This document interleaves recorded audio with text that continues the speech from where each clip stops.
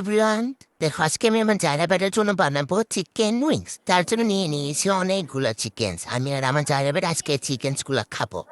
এখন এর মধ্যে দিয়ে দেবো ফার্স্টে আদা রসুন বাটা, দিয়ে দিব হাফ টিস্পুন মরিচের গুঁড়া, দিয়ে দিব হাফ টিস্পুন ধনিয়া গুঁড়া, দিয়ে দিব পরিমাণ মতো লবণ, দিয়ে দিব 1 চামচ সয়া সস আর 1 চামচ টমেটো সস। সবগুলো দিয়ে এখন আবার একটা জিনিস অ্যাড করবো, সেটা হলো লেবুর রস। লেবুর রসটা ভালো করে দিয়ে দেব। লেবুর রসে লেবু লেবু নাই, কি করি রসের মধ্যে লেবুর মধ্যে রস নাই। এখন এগুলাকে মাখিয়ে 1 সাইডে 30 মিনিটের জন্য রেস্টে রেখে দেবো। দেখছো আমি কি সব উল্টাপাল্টা করে, তোমরা বুঝে নিও। তারপর এর মধ্যে দিব ময়দা।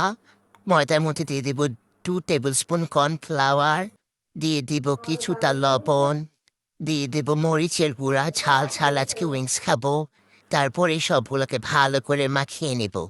সবগুলো ইনগ্রিডিয়েন্টস ভালো করে মাখানোর পর এখন চিকেনগুলা ওই ময়দার আর মরিচের গুঁড়ার মধ্যে কোট করে নেব। কোট করে এই যে এখানে বাটিতে আলাদা একটা বাটিতে রেখে দিবা। এই যে দেখো সবগুলো কোটিং করা শেষ।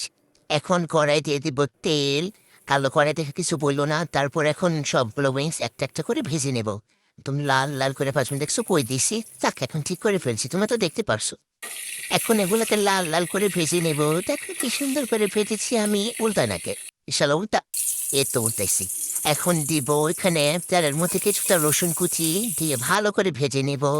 রসুন কুচি দেওয়ার পর ভাজা হয়ে গেলে এখন এর মধ্যে দিব সস, টমেটো সস দিয়ে দিবা 1 চামচের মতো।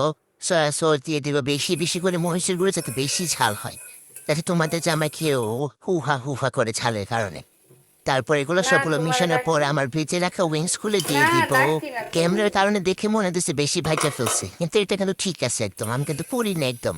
এই যে আমার উইংস গুলো শেষ বানানো।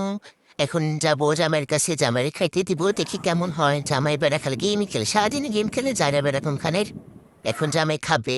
দেখো এত মজা হয়েছে যে জামাই খাইয়া খাইয়া হাড্ডিগুলো রাখতেছে। এই হাড্ডিগুলো নাকি পরে খাইবো।